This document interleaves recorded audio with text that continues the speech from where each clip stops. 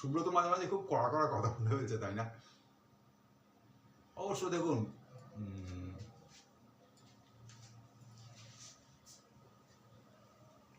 স্মৃতি যেরকম সততই মধুর হয় না, সেরকম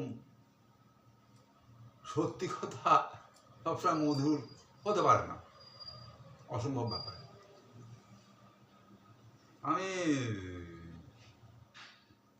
আপনাদেরকে তো বললাম কালকার তো ওরকম অবস্থা, যেন আমার ঘুম টুম ঠিকঠাক হয়নি। তো সকালবেলা একটু আমি এতে বেরিয়েছিলাম, ভাবলাম যাই একটু আড্ডা মেরে আসি। আমি তো আজকাল খুব ভালো দেখতে পাই না, তবে সকাল দুপুর এগুলোতে হাঁটি, বিকাল এতেই হাঁটি। এটাই আমাদের গলির মোড়ে গেছিলাম। গলির মোড়ে গিয়ে অনেক হঠাৎ করেই ওনার সাথে আমার দেখা ফাঁকা অনেক দিন হয়নি। আমার এক বন্ধুর সাথে দেখা হয়ে গেল। বন্ধু রিটায়ার করেছেন, হয়ে গেল 8-9 বছর হয়ে গেল। বন্ধুর একটা ছেলে আছে, বউ আছে, সংসার আছে। তো জানেন তো সেই কিসের পুরাতন বন্ধুর সাথে দেখা হলে খুব স্বাভাবিকভাবে, এই তোর ছেলে কত বড় হলো রে, যদি বহুদিন দেখানো হয়। তারপর আজকাল কি করছে? প্রথমে এমনি একটু কথাবার্তা বলার পর আমি এই কথাটা জিজ্ঞাসা করলাম। তো আমাকে আমার বন্ধু দুম করে কি বললো জানেন? বলছে কি আর করবে, আমি তো এখন আমার সকালবেলা ছেলের মুখ দেখছি। আমি বুঝলাম না কথাটা শুনে, যে তাজ্জব ব্যাপারটা বুঝেন তো। অবাক বলতাম, অবাকের থেকে তাজ্জবটা একটু মনে হচ্ছে জোরালো হবে, ওই জন্য তাজ্জব বললাম। তাজ্জব হয়ে গেলাম। আমি একটুক্ষণ থেমে ওকে বললাম যে তুই এভাবে কথা বলছিস কেন? ধর আমাকে ধর, ছেলে মানুষ করলাম, ছেলেকে পড়াশোনা করালাম, কোথায় চাকরি বাকরি করবে, কি করবে না করবে কিছুই করছে না, কাহা তাকে ভাল লাগে এগুলো। আল্লাহ, আমার চাকরি বাকরি ইচ্ছা করে করছে না, নাকি চেষ্টা করে পাচ্ছে না, কোনটা? বলছে না দেখছি তো বাড়িতে বসে দরখাস্ত ফরখাস্ত লিখছে ফিখছে, কি যে করছে, এখন অব্দি চাকরি বাকরি পেলো না, কি করবে না করবে। চ একটু আমার বাড়িতে, চ, কাছেই আছে। তাড়াহুড়া ছিল না, চ না। তো ছেলেটা ভদ্রলোককে, বন্ধুকে নিয়ে আনলাম বাড়িতে এনে বসালাম, চা করে খাওয়াতে বললাম। আমার একটা ছেলে আছে, আর আমার বাড়িতে আমাদের ছেলের বউ আছে। তো চা ফা করে দিল, ওরা বিস্কুট ফিস্কুট দিল।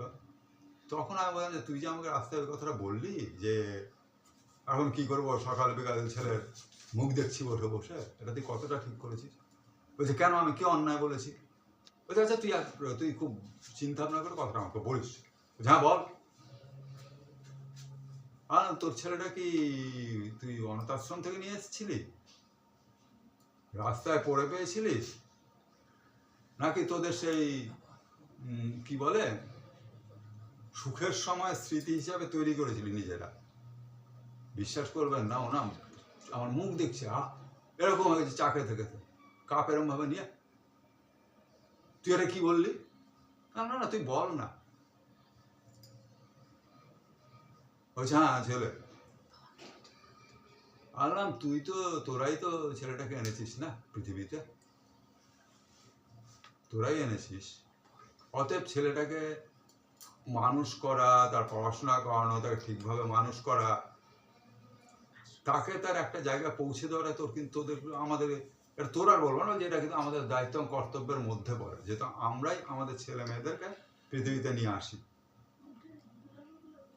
একটা জায়গা অবধি আমরা তাদেরকে তৈরি করে দিলাম, তারপর ছেলে বা মেয়ে কি করবে তার বাবা মার জন্যে, সেটা ছেলে বা মেয়ের দায়িত্বের মধ্যে পড়ে। হ্যাঁ কেন দাদা, কেন আমরা যেরকমভাবে এতদিন ধরে দেখলাম ফেকলাম করলাম, তোরা আমাদেরকে দেখবে না কেন? দেখ, আমরা আমাদের দায়িত্ব পালন করলাম, এবার ছেলেমেয়েরা তাদের দায়িত্ব পালন করবে কিনা সেটা তাদের উপরে ছেড়ে দেয় না। কি হবে? ছেলে মেয়ে যদি তাদের দায়িত্ব পালন করতে না পারে কি হবে? আরে তুই বেঘরে মারা যাবি, বিনা চিকিৎসায় মারা যাবি, সব ঠিক আছে, কিন্তু মনের একটা জায়গায় তোর একটা আনন্দ থাকবে যে আমি আমার ছেলে মেয়েদেরকে ঠিক জায়গায় তুলে দিয়েছি, তারা যে কারণেই হোক তারা আমাদেরকে দেখাশোনা করেনি। এটা দুরকম হয় আপনার দেখাশোনা করার ব্যাপারটা। একটা হচ্ছে যখন ছেলে মানুষ হয়ে চাকরি করা বা কাজ করার জায়গায় পৌঁছালো, তখন সে নিজে থেকে আপ্রাণ চেষ্টা করছে কিনা। যদি সে নিজে থেকে আপ্রাণ চেষ্টা করে কোনো কাজকর্ম পাওয়ার জন্যে, তারপর যদি সে সেটা না পায়, তাহলে তো ভাই না, তাকে বরঞ্চ আরো সাপোর্ট করা দরকার, আমার যেটা মনে হয়। আর যে আর ধর সেরকম মা বাবা যদি হয়, হায়ার সেকেন্ডারি পাস করলো, গ্র্যাজুয়েশন করলো, হলো চাকরি কর, চাকরি দেখ, পয়সা করে না, কীভাবে চলবে, আমার রিটায়ারমেন্ট হয়ে গেছে, চাকরি কর, এগুলো কি ঠিক বল? অনেকক্ষণ ভাবলো, বুঝলেন তো, ভেবে টেবে বললো, দেখুন আপনি দেখ, তুই তো ঠিকই বলছিস, কিন্তু প্রত্যেকেই তো একটা প্রত্যাশা থাকে রে। আর দেখ, প্রত্যাশা জিনিসটাই খুব খারাপ, প্রত্যাশা করতে হয় না এইভাবে। তুই ছেলে মেয়েদের অতটা প্রত্যাশা করলে, ছেলেমেয়েরা যেহেতু তোকে দেখলো, তুই এমন আঘাত ফেলে লোকজনকে বলে বেড়াতে আরম্ভ করলি যে ও আমার হ্যান করেনি ত্যান করেনি, আমি মানুষ করেছি। এবার তুই বল, ছেলে মেয়ে বাদে আর কার কাছ থেকে তুই প্রত্যাশার পেয়েছিস, ফল পেয়েছিস? প্রচুর প্রত্যাশা করে লটারির টিকিট কেটেছিস, পেয়েছিস লটারি? প্রচুর আশা ভালোবাসা নিয়ে ভাই বন্ধু এদের কাছে প্রত্যাশা রেখেছিস যে আমি এই উপকারটা করলাম, তারা সেটা উপকার করবে, কজনের কাছে পেয়েছিস রে?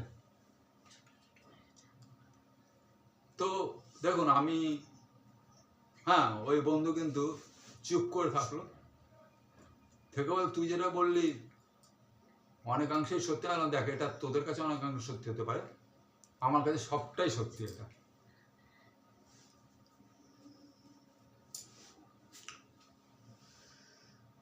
বন্ধু আমার চুপ করে বসে থাকলো,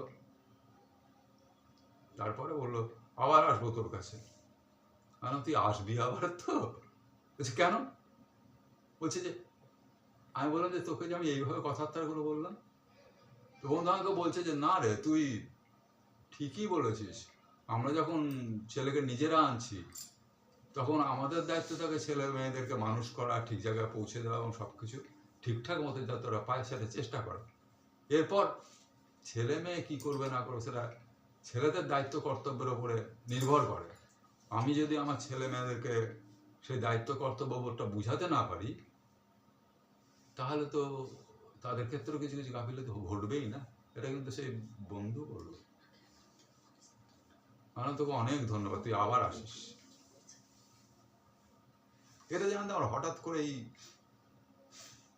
ওই বললাম না, বন্ধুর কথা শুনে দুম করে মনে পড়লাম, ভাবলাম যে আমি এটা আজকে আমি বলবো। এতে যা আপনারা যা খুশি ভাবুন। এতে আরেকটা কথা, এখানে অনেকেই বলবেন হ্যাঁ আপনি ছেলেদের পক্ষে বললেন, আমি ছেলে এবং বাবা দুজনকেই বলবো যারা শুনছেন, যেখানে আমি ছেলের পক্ষে বাবার পক্ষে কোনো কথা বলতে যাইনি। এখানে স্রেফ আমি বাবার দায়িত্ব এবং কর্তব্য সম্বন্ধে সচেতন করতে চেয়েছি, পাশাপাশি তার থেকেও ছেলের মেয়েদের দায়িত্ব কর্তব্যকে সম্বন্ধে তাদের সচেতন হতে বলেছি। তারা যদি ঠিকভাবে সচেতন হতো, বা যে বাবারা তাদের বাবাদেরকে বৃদ্ধাশ্রমে রেখে এসছেন, তারাও যদি ঠিকভাবে এইভাবে সচেতন হতেন, তাহলে হয়তো এই দিনগুলো আমাদেরকে দেখতে হতো না, তাই না?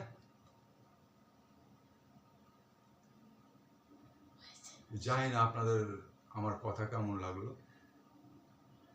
তো আমি এই কথা বলার জন্য আমি একদম দুঃখিত নই, তখন আমি আমার বিশ্বাস থেকে আমি ঠিক বলেছি। ভালো থাকবেন। হ্যাঁ।